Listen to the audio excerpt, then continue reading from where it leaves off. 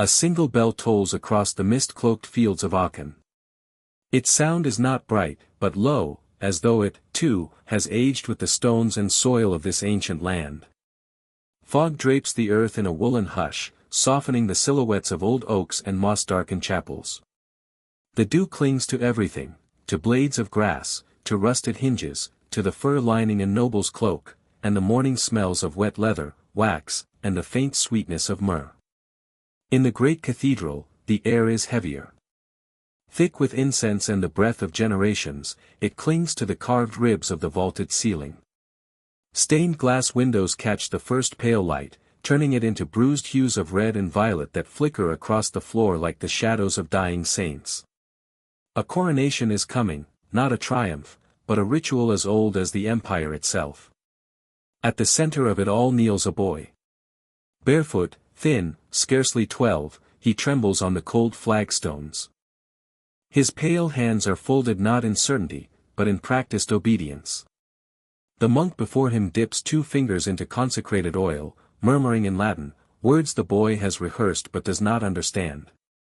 As the oil touches his brow, a chill runs through him, not from the stone beneath him, but from the weight of the unseen, the eyes watching from the nave, the ancestors pressed into the walls, the ghosts of emperors who once ruled from this seat and now lie beneath it. He is the new vessel of the Holy Roman Empire, a title older than kings, forged in the memory of Charlemagne, in the ashes of Rome, in the promises of popes and the fury of rebellions. He does not know these things, not truly. What he knows is that he has not spoken since dawn. That his crown was fitted weeks ago but still slides sideways when he tilts his head. That his mother, veiled, still, unreadable, stands in the shadows beyond the apse, her hands clenched so tightly in prayer that the knuckles have gone white. The nobles murmur among themselves, their silks whispering like leaves in wind. Some speak in High German, others in Latin, still others in the soft Slavic cadences of the Eastern marches. They are gathered not for him, but for what he represents, a claim to unity, to order, to a dream of empire that has fractured and re-stitched itself 100 times. The choir begins its chant. The boy is lifted to his feet. The sacred garments are laid upon him, not just for warmth, but for symbolism, the mantle of Saint Stephen, the sword of Saint Maurice, the scepter forged in Mainz. Objects heavier than they look, each soaked in legend and expectation. A priest places the crown upon his head. It tilts slightly. No one dares adjust it. The moment must remain perfect. But in the rafters, something stirs. A raven, black as the void between stars, shifts its wings and lets out a single low cry. Some flinch. Others pretend not to hear. The sound does not belong in sacred space, and yet it lingers, as if mocking the ritual, as if recalling another coronation long ago that ended in blood. The boy hears none of this clearly. His ears are filled with the echo of chant, his vision blurred by incense. He sees gold. He sees firelight. He sees the edge of the sword as it glints, offered for him to grasp. But his fingers hesitate. Not from fear, exactly, but from something deeper, a knowing without words. That this act, this coronation, will mark the end of the boy and the beginning of something colder. A mask. A weight. A performance. He takes the sword. The crowd murmurs in approval. The rites continue. Behind the altar, a hidden hand rings a small silver bell. Outside, the horses stamp and snort in the early cold, their breath rising like steam from the gates of a furnace. And still, his mother watches. Unmoving. Her veil rustles only slightly as the wind pushes through a crack in the stone. Once, she was powerful, duchess, consort, whisperer in councils.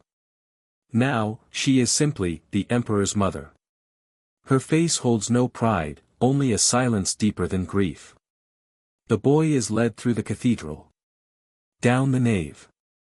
Past relics cased in crystal.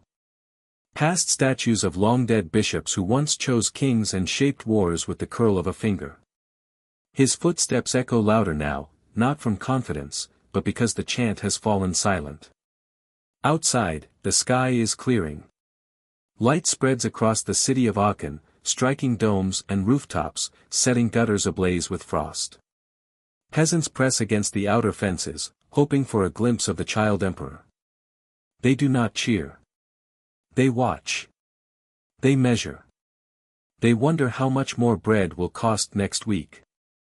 Whether his rule will mean taxes or pardons. Whether he will die young, like the last one. In the courtyard, a soldier kneels and offers him a standard, the double-headed eagle, woven in gold thread. It flutters once in the wind, then goes still. And there, something shifts inside the boy. Not ambition, not yet. But a seed. Of loneliness. Of legacy. Of the terrible knowledge that he can never again be small, or safe, or honest. That from this day, his voice will echo through courts, but never be entirely his own. He looks up at the eagle. Its two heads point in opposite directions, east and west, as if forever unsure where its soul lies. In the distance, thunder rolls. The storm will not come until nightfall, but the omen is there. A reminder that even coronation days do not escape the cycle of nature. Empires rise. Empires rot. The wind has no master. Later, as torches are lit and the feast begins, he will sit at the high table beneath tapestries of lions and crosses. A minstrel will sing of Charlemagne. A bishop will bless the venison. And the boy, now emperor, will eat in silence, tasting little, his crown too tight against his temple. He will remember none of the words spoken that day, but he will remember the raven. The sound of its wings. The coldness in his mother's gaze. The way the sword felt in his hand, not powerful, but heavy. Too heavy for a child. And beneath the cathedral, deep in the earth, the bones of saints and kings lie undisturbed. Waiting. Listening. History does not begin anew. It circles. It burrows. It whispers its promises in candle smoke and iron. Tonight, the empire has a new name. But the storm is already moving in from the north. And somewhere, beyond the forests, past the rivers, in the court of an aging duke or the mouth of a bitter priest, a new story is beginning to stir. One that will not kneel so easily. The rain came without warning. It started as a whisper on the roof tiles, a quiet drumming that might have been ignored, except it never stopped. It seeped into the wooden joints of the abbey, into the parchment on the scriptorium table, into the aching joints of the old monk hunched beneath candlelight. It was the kind of rain that blurred the edge of the world. The kind that made even the statues of saints appear softened and unsure. In his cell, he had not slept. Instead, he traced each Latin letter with reverence and fear, copying the emperor's latest decree, a charter written in the tongue of laws and gods. Outside, the black forest swayed and moaned, its ancient trees burdened with the weight of both time and water. The abbey's cloisters, darkened and slick, echoed with the wet footfalls of a novice carrying firewood for the furnace. But the monk remained still. His fingers, gnarled by ink and prayer, moved steadily over the page. Deus vult. Imperator vult. The words meant order. Unity. Empire. But they came with another sound now, the sound of a rope tightening somewhere far away, of a torch lit in secret, of iron being sharpened by hands that no longer believed in Rome, or popes, or anything but their own survival. He remembered when they came through here last, Frederick Barbarossa and his knights, their armor flashing like stars in the forest gloom, their banners dripping with the red of 100 claimed provinces. The people had cheered then. Bells rang. Bread was thrown into the streets. But those same streets had run with blood not 2 winters later, when peasants dared to rise and question the weight of taxes, the silence of heaven, the hunger in their bones. The monk paused. Outside, a wolf howled, not close, but near enough to stir the hairs at the back of the neck.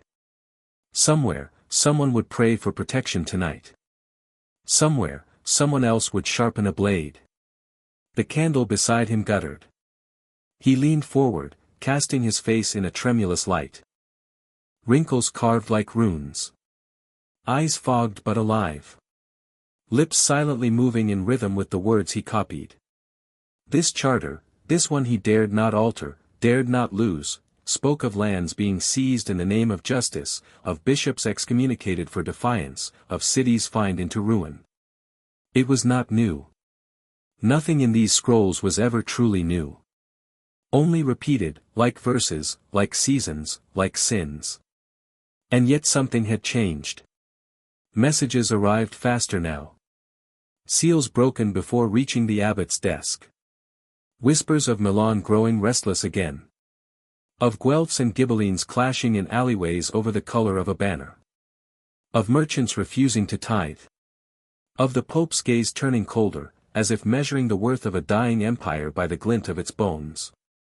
The monk looked to the window. Rain. Nothing but rain.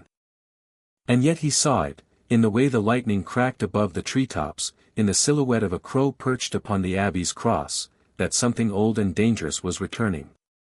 Not just rebellion, but a fracturing of belief. In parchment. In law. In the divinely anointed crown that no longer sat on heads made of fire, but of dust. He dipped his quill again. This time, the ink bled slightly at the edges. The parchment had grown damp. He cursed under his breath, not a sin, surely, after all these years, and gently blotted the words. It would take hours to finish, and then more time still to dry and seal and bind it for the imperial courier. The wax would bear the mark of the abbey, of course, a lamb holding a banner, eyes blindfolded, though few who received it would remember its meaning. He remembered. He always had. The candle hissed as a drop of rainwater fell from the cracked ceiling above, landing in the wax pool. He looked up. Another leak. Another soft decay. Like the empire. It was not falling, no. Not yet. But it was softening. Bleeding at the edges. Like ink on damp parchment. Like authority whispered too many times. He set down his quill. And for a moment, only a moment, he dared to imagine what it would look like when it all ended. When no more charters were needed. When no more monks copied the will of princes they'd never see. Would the forests take it back, all of it? Would the wolves return to the cities? Would the people still remember the difference between God's law and man's? A knock at the door. Sharp. Intentional. He turned. A young novice, wet to the bone, held out a folded letter sealed in red wax, but not the emperor's. Rome's. The seal of the Pope. A lion devouring a serpent. The monk felt the shift instantly. Another excommunication, he asked, his voice gravel-wrapped in linen. The boy didn't answer. Only held out the parchment. The monk took it, turned it in his hand, and felt the weight of its meaning before reading a single word. The smell of it, of wax and wine and power, struck deeper than the rain. Back at his desk, he opened it. He read. And when he finished, he sat in silence, watching as the candle guttered lower and lower. The letter said much. Too much. A bishop in Mainz had declared the emperor a heretic. Another in Lombardy had raised a rival crown. Rome had offered sanctuary to the rebels. The empire, it said, was to be purified. Broken, if needed. Reforged in the image of God. He closed his eyes. And in the silence, he heard the bell. One chime. Soft. Hollow. Not a celebration. Not a warning. Something in between, a recognition of passing. The monks would say it was for the hour. But he knew. It was for the idea. The empire was no longer one thing. It never truly had been. But now the illusion was cracking, not with thunder, but with whispers. With pen and seal. With parchment written in haste, carried through rain, read beneath roofs that leaked. He sealed the papal letter again. The wax cooled beneath his ring, a simple band of iron, older than any crown. Then, without ceremony, he placed it atop the imperial charter, letting both rest together. Opposites. Reflections. Lies. Outside, the rain continued.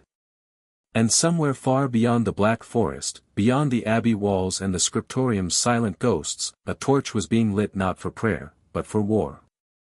Not yet. Not tonight. But soon, the snow arrived in silence. Not in storms, not in sheets, but as a slow, steady veil, drifting down across the towers of Vienna like ash from a fire long extinguished. Each flake settled softly on rooftops, statues, and the stiff velvet cloaks of the guards outside the imperial hall. Beneath the sky's white hush, the empire looked still, as if frozen in a prayer it could not finish. Inside, warmth fought to hold the walls. Peat burned in the stone hearths. Pine logs crackled, their sap hissing as it kissed flame. Trestle tables lined the great hall, laid out with heavy silver and thick linen stained with centuries of wine. Platters steamed with roasted venison and black bread, with glazed onions and dried figs steeped in cinnamon. The scent of feast filled the rafters, clinging to the tapestries of lions and eagles and battles won long ago, victories too old to matter now. It was Epiphany. A holy night in a hallowed empire. Once, this feast had shimmered with meaning, a celebration of revelation, of kings following stars and offering gifts at the manger. But now the stars felt too distant. The kings, too divided. The gifts, political. At the high table sat the emperor. Wrapped in ermine, his ringed fingers resting on a goblet he barely touched, he stared across the hall not at the food or the flame, but at the empty chair beside him. A chair once occupied by the empress. Gone 3 winters now. Taken by fever, buried beneath slabs so thick even her name barely echoed. He had not spoken her name aloud since the bells tolled. But tonight, he felt her absence like a second skin. Music played, a melody stitched together by tired minstrels, half Latin, half folk. It lilted, but no one danced. The nobles laughed too quickly. Their faces gleamed with forced joy, but their eyes wandered. Toward one another. Toward the door. Toward the unspoken. Because tonight, even beneath the fur and velvet, they all felt it, the empire had begun to crack. Not collapse.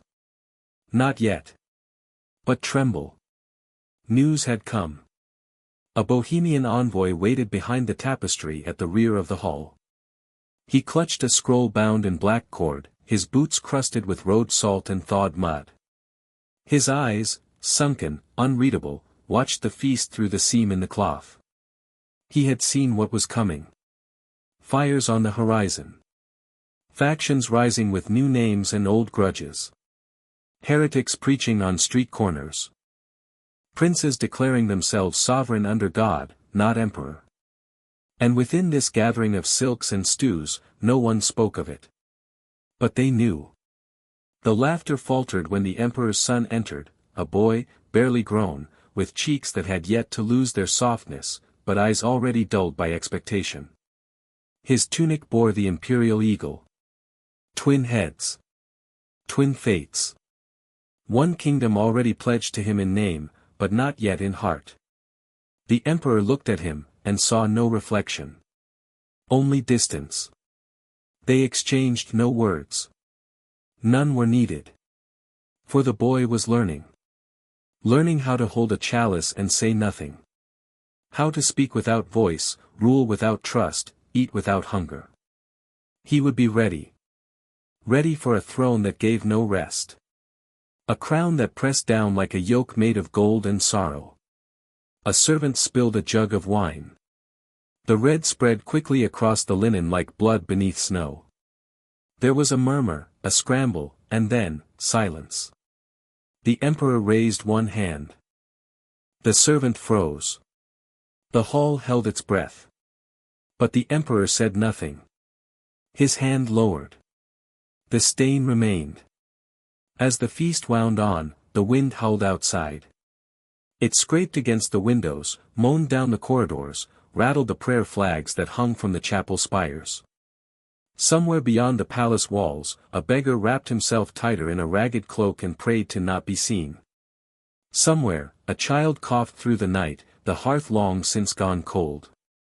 And here, in the hall, the plates were cleared. The wine soured. The nobles whispered. The son stared at his father. The emperor stared at the past. When the fire burned low, the hall emptied. Boots on stone. Doors creaked, closed. But the emperor stayed. He sat alone, as the shadows grew long and the final embers whispered upward like smoke spirits. One hand reached slowly to his chest. Beneath the folds of velvet, beneath the symbols and chains, he drew out a ring, thin, silver, worn smooth by time. Her ring. He turned it in his fingers. Once. Twice. Then he placed it on the table beside the goblet and closed his eyes. He remembered her laughter in this very hall. How she once braided his hair behind closed doors while ministers argued 2 rooms away. How she whispered, "Don't forget the people. They forget us fast enough." She had been the only one who dared speak to him as a man, not a crown. And now she was a memory, barely spoken aloud. And yet, tonight, she felt closer than anyone. A cold draught crept into the hall. The torches by the door flickered, as if uncertain. The emperor stood, slowly, joint stiff with years of war and winter. He walked past the empty chair. Past the stained table. Past the banners that bore his name, his title, his illusion. He did not look back. In the private chapel, he knelt. Not in splendor, but in shadow. No guards. No bishop. Just stone, silence, and the flicker of one solitary flame. He did not pray for victory. He did not ask for time. He simply knelt, the way one kneels when all other gestures have failed. Behind him, the wind sighed once more through the cathedral's ribs. And then, in the stillness, he spoke. "Do they love me? Not to God. Not to her. To the silence." No answer came. Only the echo of a question that too many kings had asked and too few had lived long enough to understand. Later, as the first light of dawn bled into the horizon, he rose. The crown waited in the adjacent chamber. So did the Bohemian envoy. So did the scroll. And beyond that, the fracturing world. But in that moment, in that hush before the horn, before the page, before the council and the war, he paused at the chapel door. And listened. Nothing. No choirs. No bells. Just the sound of the snow falling once more, quiet, steady, like forgotten prayers. And far, far to the north, beyond the borders of maps and memories, another storm began to form. Not of ice. Not of armies. But of memory and fire. And a girl with a veil. Waiting, the well was dry. Not cracked. Not poisoned. Dry, as if the earth itself had closed its throat and forgotten how to give. A girl knelt beside the stone lip, her hands red from scraping at the frost that clung to the bucket's rope. The wind tugged at her veil, thin and damp from breath. Behind her, the village waited, silent, watching. No one dared speak. Not since the second child had died. The cold did not bite anymore. It hollowed. It leached the marrow from the bones and left only movement, stiff, necessary, unfeeling. She lowered the bucket again. It struck bottom with a hollow thud. No water. No echo. She closed her eyes and whispered, "Let it not be the end." The villagers believed she had been marked, not by birthright, but by something stranger. Not quite a seer, not quite a saint. She came with the snow, the old women said. And she heard things when the bells froze. They called her Veil Girl, because of the cloth she never removed from her head, not even in sleep, not even when the priest demanded it burned. But hunger makes room for belief. And fear makes saints of strangers. When the crops failed, they asked her to walk the fields. When the fever came, they begged her to name it. And now, with no water, no hope, no coin left to bribe the tax man, they stood behind her in silence, not to protect, but to witness. The village had grown pale. Not just from snow, but from the absence of sound. No oxen brayed. No children laughed. The blacksmith's forge had gone cold. The chapel bell, once rung to chase devils, now hung mute and rimmed in frost. Even the crows had left. She pulled the rope again. It was heavier than before. A wet sound. A drag. Something sloshed. The bucket rose.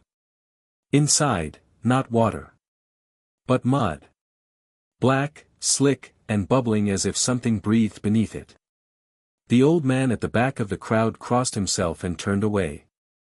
"It is a curse," someone whispered. But curses need a mouth. A reason. A sin. And sin was everywhere. Weeks ago, soldiers had passed through. Not knights, these wore no crest. Mercenaries, or deserters. Their armor rusted, their eyes wild with frostburn and famine. They took bread, meat, the last hen. They took the cobbler's daughter. And when they left, the village did not speak of her again. No one had the strength to bury what was left. The veil girl did. She burned the blood-stained cloak with the straw from her own pallet. She placed a rock on the ashes. She whispered something no one else heard. Since then, the fever hadn't come back. But neither had hope. The priest, who once thundered sermons of wrath and redemption, now walked with a limp and spoke only in murmurs. His holy book stayed closed. And when the bishop's envoy passed through, a man in velvet with eyes too clean for winter, the priest only nodded and said, "We are still loyal." The envoy left by morning, taking with him the last of the beeswax candles and half the wine. And so, they waited. For something. Anything. The girl set down the muddy bucket. Her fingers trembled, not from cold, but from something deeper, the sense that this land was no longer merely poor, but forgotten. She looked to the tree-line. Beyond it, the forest loomed, ancient, unburied. It had its own hunger. Once, it had given wood and deer and mushrooms that glowed faintly in the dark. Now, it gave only shadow. Something howled there, 2 nights past. And the miller's boy who went to hunt had not returned. Still, she stepped toward it. One by one, the villagers turned away, muttering prayers half-remembered, none answered. They would not follow. But they would watch. The snow deepened as she crossed the fields. Her feet sank. Her breath came in clouds. Every branch above her held a crown of frost, like antlers carved in silence. The deeper she went, the quieter the world became. And then, a sound. A creak. Not wood. Not bird. Metal. She turned toward it, slowly. There, half buried in ivy and ice, was a bell. Small. Cracked. Hanging from a tree, rusted through its loop. Below it, a shrine. Collapsed. Forgotten. It had once marked the path to a hermit's hut, they said. A man who fled the wars and spoke only in symbols. Who wrote prayers on birch bark and vanished after the first snow 20 years ago. She knelt and touched the bell. It rang. Once. The sound was faint, brittle, like something ancient trying to remember itself. The earth shifted. And beneath a crust of roots and snow, the ground gave way. She fell, not far, but deep. Into darkness. A hollow. A space carved by time, or hands, or both. She did not scream. When she opened her eyes, the light from above was thin, golden, and shaped like a cross. Around her, stone, wet and close. Shelves carved into the wall. Bones. Not scattered, arranged. As if someone had made a chapel beneath the trees. And there, in the corner, something burned. A wick. Small. Still lit. She approached it, knees shaking, heart not with fear, but recognition. The flame did not flicker. And beside it, a bowl. Clay. Glazed in blue. Water. She cupped it in her palms. Cold. Pure. Still. When she drank, she wept. Not from relief. But from the weight of it, that something, somewhere, still offered. Above her, snow began to fall again. And far away, in the village, the well began to trickle. Not rush. Not flood. But weep, like the first tear after a long silence. And so the Veil Girl returned, not as savior, not as witch, but as reminder. That belief was not always loud. That sometimes, it lived in hollows, in mud, in bells that still dared to ring. And as the villagers gathered again, blinking in disbelief at the wet stone of the well, someone whispered, "She brought it back." No one answered. But they did not look away this time. The girl placed the bowl beside the well and turned toward the chapel. Tomorrow, she would walk there.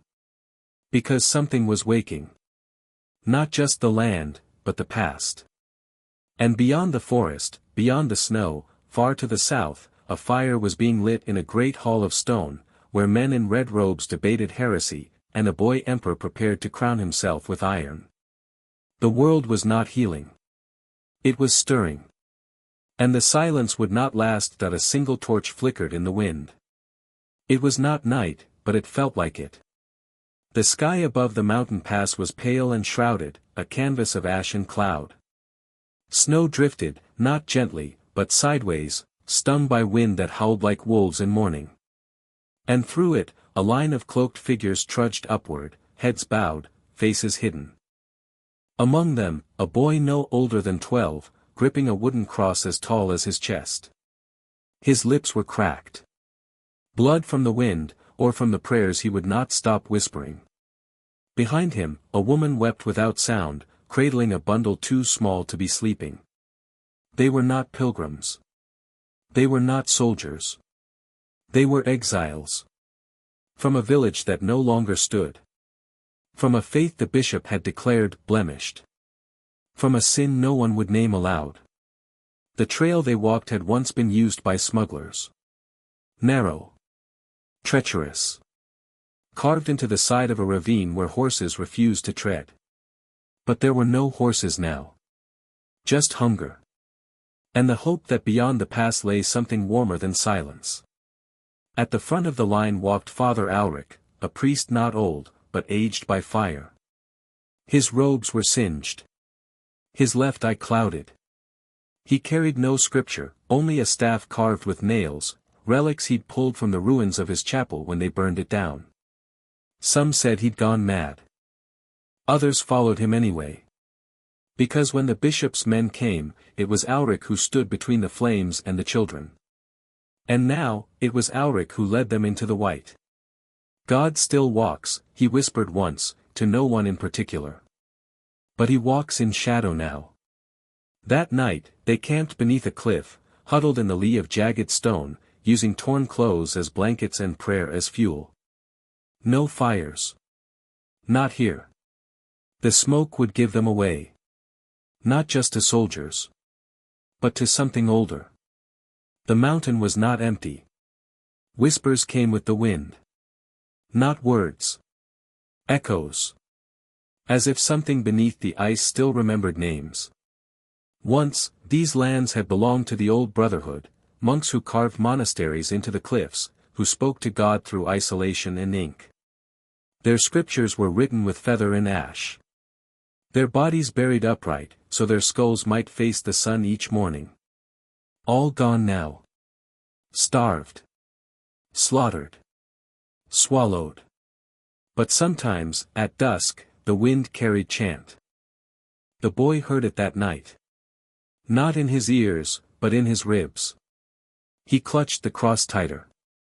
Alric watched him and said nothing. Because he too had heard it. At dawn, two were missing. An old man who'd carried herbs in a bundle tied to his waist. And the girl who hummed lullabies in a tongue no one else knew. Their footprints led away from the camp, then simply stopped. As if the earth had closed its mouth and eaten them. They did not search. Not because they had no love. But because love, here, had rules. If you turned back, you died. If you looked down, you fell. If you stopped walking, even for a moment, the mountain took you. Alric led them forward. By the third day, the silence began to break. Not with joy. With argument. They had found a stone chapel, collapsed, roof caved in, altar split. Snow drifted over the pews like lace on a coffin. But in the center stood a statue untouched by time or weather. A woman cloaked in feathers, hands outstretched, face veiled in ice. No one knew her name. The boy approached it. The others recoiled. That is not our saint, one man spat. It is pagan. It watches. Alric stepped forward, brushing snow from the base of the statue. There, etched in old tongue, was a single word, Karima. Not Latin. Older. The mountain's name for mercy. He turned to the people and spoke, not with certainty, but with a weariness that felt like truth. Even God hides his face in winter. Let her be shelter, if not salvation. They stayed the night. And for the first time, the wind did not scream. But mercy, like warmth, is brief in such places. By morning, the statue had shattered. Not by hand. By frost, or fate, or both. The cross the boy carried lay snapped in two. His lips were blue. Alric wrapped the pieces in cloth and pressed them into the boy's hands. Carry both, he said. That is what faith is. By the time they reached the summit, 12 were left. They stood above the cloud line, looking down at a valley dark with pines and smoke.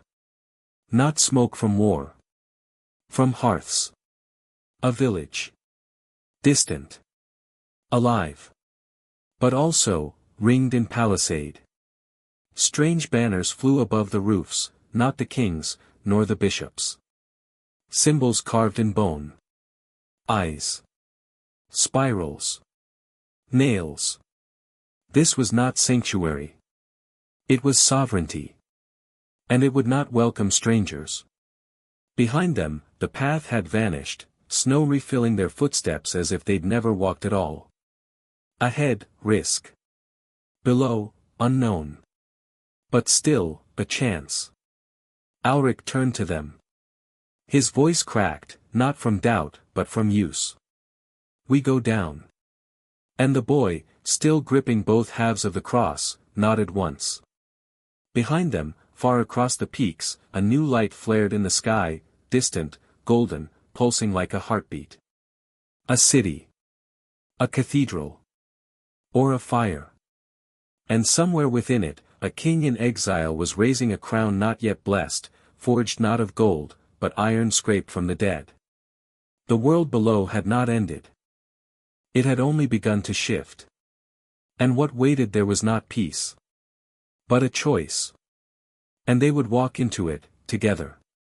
Even if it meant becoming ghosts in another land, the bell rang 3 times before it shattered. No one had touched it. No rope had swung. And yet, at the cold hour before dawn, when the sky was ink and the frost crept like fingers over shuttered wood, the village awoke to the iron cry of warning. Then silence. Then wind. And in that silence, they knew, the watchers on the ridge had moved. Downward. The valley had never known a name, only a shape, a bowl carved by ancient glaciers, rimmed with firs and shadow. The settlement in its basin was not on any map, nor protected by oath or coin. It had grown from fugitives, deserters, widows, smiths with broken hands. They built their walls from felled pine and their faith from whatever still burned after exile. Here, words were scarce, but eyes always watched. And every child was taught one rule above all: if they come with torches, don't run.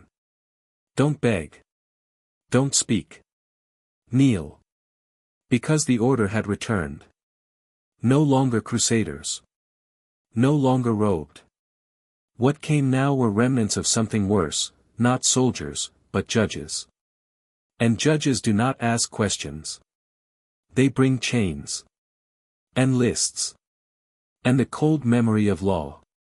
Father Alric saw their banners first, from the ridge above the northern bluff. Black silk, marked with the wheel and flame, a sign older than the king's reign, older than the cathedral at Eldwain, older perhaps than fire itself. The boy stood beside him, now taller, face wrapped in cloth, eyes sharp with hunger and something colder. They had survived the pass. They had been given bread by strangers, had slept beneath pine roofs, had learned new customs and buried old gods. But the past does not die in silence. It claws its way back, armored and smiling. At the base of the valley, where the stream met the bridge, a woman knelt alone in the frost. Her hands were bound. Her hair had been cut, uneven, like it had been torn by wolves. Around her, the villagers watched from behind closed windows and cracked shutters. She had been taken from among them 2 nights before. Now she was returned. And beside her stood a rider dressed in dark plate, his cloak fastened with a rusted cross. He bore no emblem of mercy, only a scroll, sealed in wax, which he raised to the air. His voice was calm, practiced. The woman Ilva of the Hollow is named heretic, by decree of the flame. She is accused of harboring fugitives, of binding wounds without license, and of whispering prayers not found in the book. No one moved. No one wept. Only the wind replied. He unrolled the scroll and held it to her face. Sign it, and your soul will be weighed kindly. Deny it, and we weigh only your bones. Ilva raised her head. Her lips were cracked. Her eyes, clear. I have signed nothing in this life, she said. And nothing waits for me in the next. She did not scream when they took her. But the boy did. Later, they would say the cry he gave was not human. It split the air like a blade through bark, a sound not of pain, but of memory. As if something long buried had been ripped open, and now staggered, gasping, into the light. That night, he went into the woods. Alone. Even Alric did not follow. In the darkness, the boy knelt beside the river and dipped both halves of the broken cross into the current. Not as a blessing. As a test. The waters hissed. Not hot, but wrong. As if something beneath them boiled. Across the surface drifted bits of cloth, black, red, and white. Colors of the old crusades.